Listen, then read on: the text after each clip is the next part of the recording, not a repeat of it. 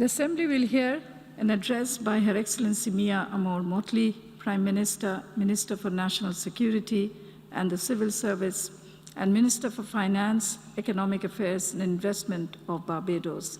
May I request protocol to escort Her Excellency.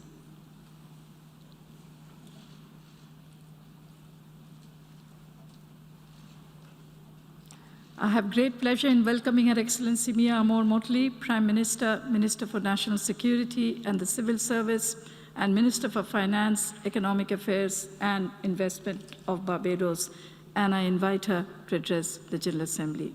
Madam Prime Minister. Thank you very much, Madam Vice President. Please permit me at the outset to congratulate the Secretary General, Antonio Guterres, and the Deputy Secretary General, Mina Mohammed, on their reappointment as to the post here, and also to the election of the President for this 76th General Assembly. If I use the speech prepared for me to deliver today, it would be a repetition of what you have heard from others and also from me. Equally, how many more times will we then have a situation where we say the same thing over and over and over to come to naught? My friends, we cannot do that anymore. And I ask simply that we recall 3 years ago when I made my maiden speech, I indicated from this very podium and told the international community that the world appeared awfully similar to what it looked like 100 years ago. Barbados made that position clear. Regrettably, we have not come to say we told you so, but we have come to say that the needle has not moved and that we have not seen sufficient action on behalf of the people of this world. I am not here, therefore, to keep you long today and shall be very, very brief. How many more variants of COVID-19 must arrive? How many more before a worldwide action plan for vaccinations will be implemented? How many more deaths must it take before 1.7 billion excess vaccines in the possession of the advanced countries of the world will be shared with those who have simply no access to vaccines? How much more fake news will we allow to be spread without states defending the public digital space? We've come together with alacrity to defend the right of states to tax across the digital space, but we are not prepared to come together with the same alacrity to defend the rights of our citizens to be duped by fake news in the same digital space. And how many more surges must there be before we ask, when will the world take action?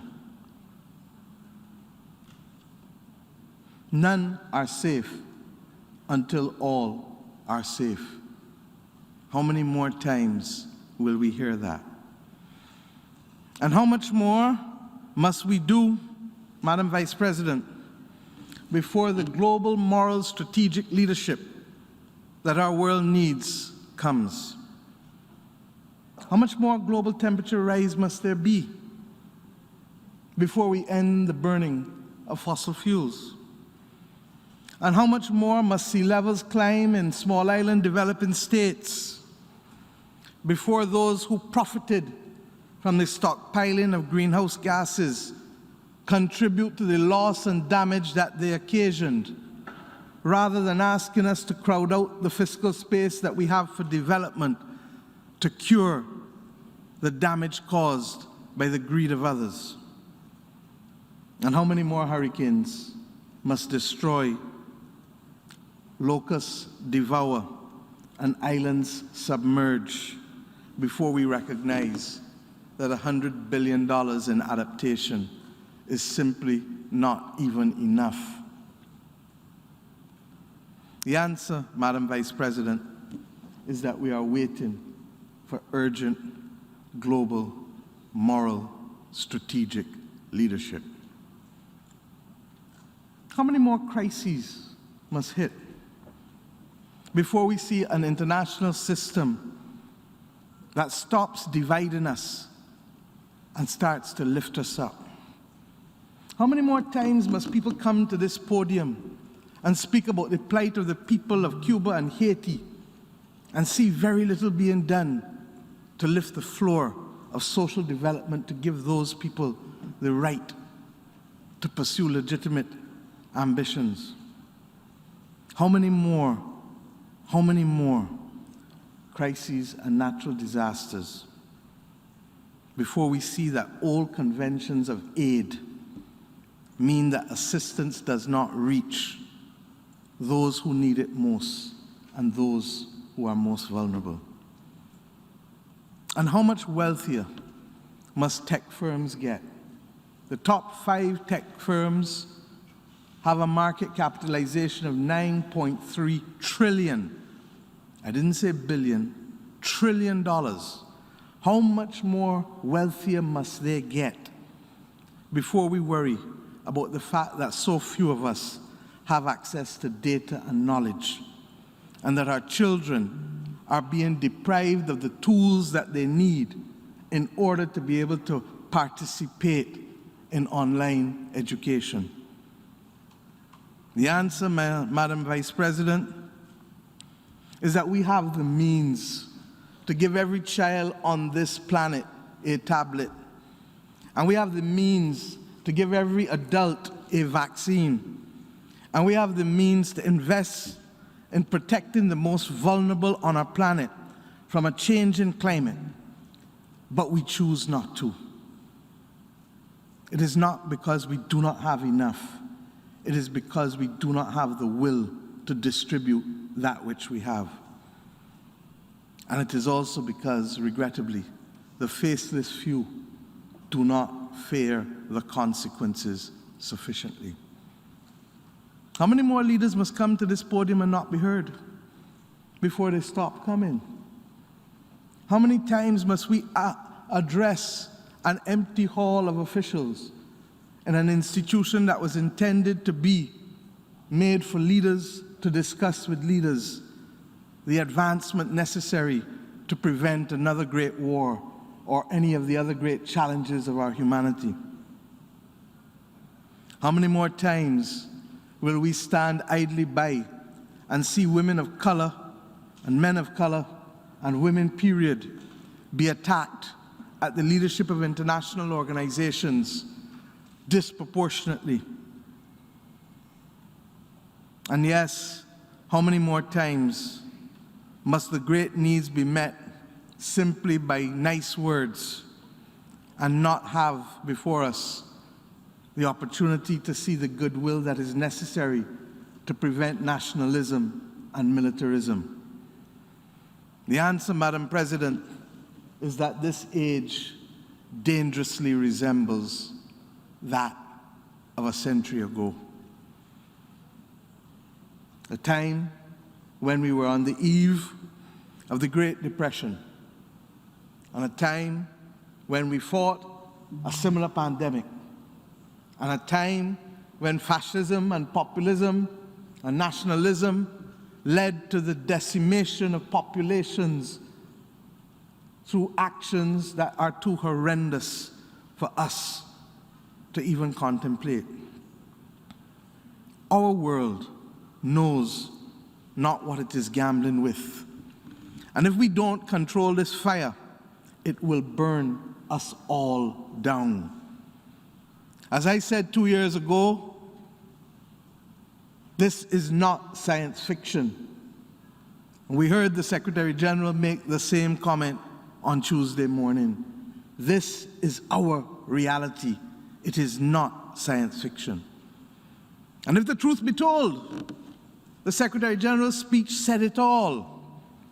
But who will stand in here and support him to give him the mandate and our institutions, be it the WHO, the IMF, or the World Bank, or the regional development banks, or the development institutions, who will give them the mandate to go forward if we continue to refuse to summon the political will to confront what we know we must confront? I ask us, who in here will sign the new charter, a new charter for the 21st century that is appropriate for not the next 75, because the world in which we live moves too quickly. But let us try for the next 25 years to meet the needs of a 21st century, not the needs of the middle of the 20th century and the aftermath of a world war that none of us can really relate to today. In the words of Robert Nesta Marley, who will get up and stand up? Who will get up and stand up for the rights of our people? Who will stand up in the name of all those who have died during this awful pandemic? The millions. Who will stand up in the name of all those who have died because of the climate crisis? Or who will stand up for the small island developing states who need 1.5 degrees to survive as we go to COP26? Who will stand up? Not with a little token, but with real progress. And who will stand up for all in our countries who remain and suffer the indignity of unemployment and underemployment, and whose access to food is now compromised by increased food prices and increased transportation prices, and transportation, quite frankly, that is being manipulated. It is not beyond us to solve this problem. If we can find the will to send people to the moon and solve male baldness, as I've said over and over, we can solve simple problems like letting our people eat at affordable prices and making sure that we have the transport. We have been told that democracy is what matters in our country, and democracy is fundamentally an issue of the majority and numbers. But why don't we count who stands up in here? And why don't we take a reckoning for the numbers in here? My friends, it is against that background that I say to you, this is not 1945 with 50 countries.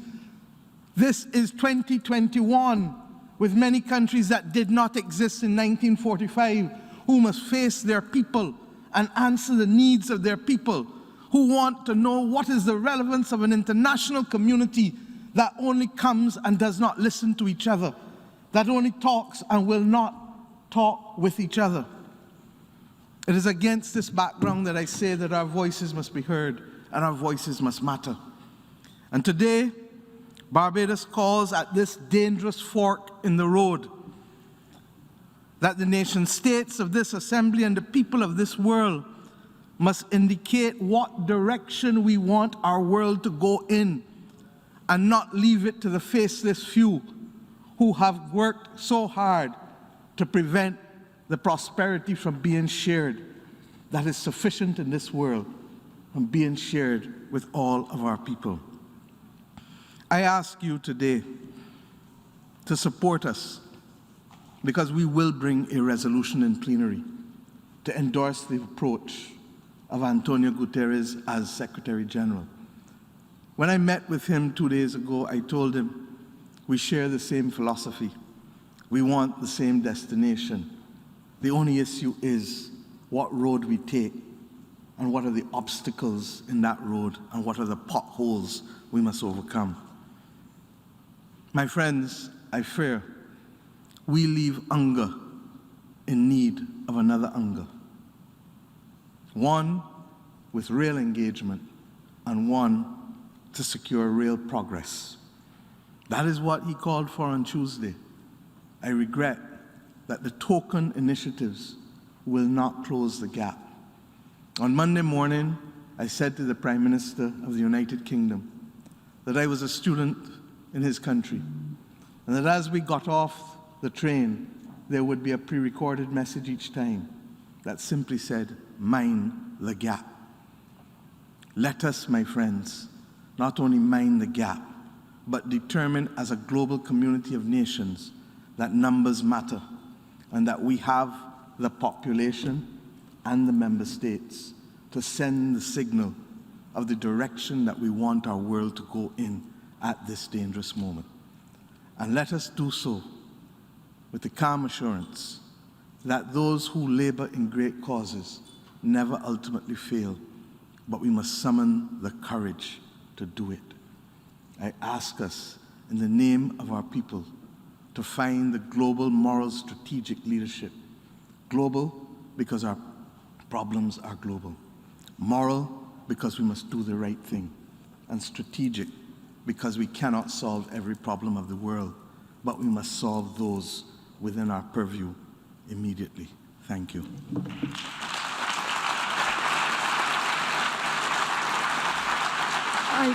On behalf of General Assembly, I wish to thank Her Excellency Mia Amor Motley, the Prime Minister, Minister for National Security and the Civil Service, and Minister for Finance, Economic Affairs and Investment of Barbados for her statement, and I request protocol to escort Her Excellency.